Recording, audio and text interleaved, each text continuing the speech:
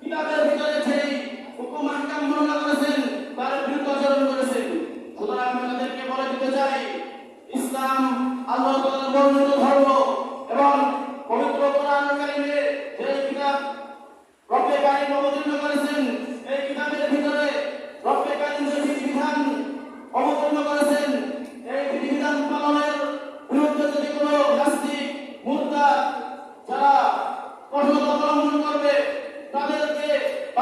হলো ওলামায়ে কেরামের ভূমিতে তাদেরকে ঠিকতে দেওয়া হবে না।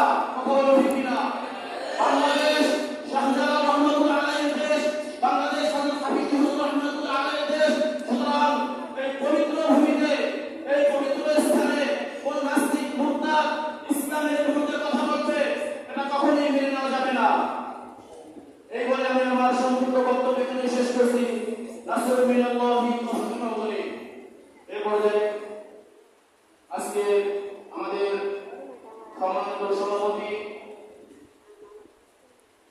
তিনি তার সভাপতিত্বের বক্তব্য দ্বারা আমাদেরকে আমাদের অনুষ্ঠান সৌন্দর্যমণ্ডিত করার দ্বারা এই অনুষ্ঠান সমাপ্ত ঘোষণা করবেন।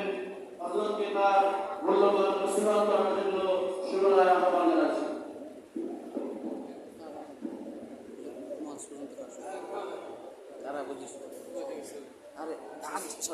আরে থাক, ও দেখি।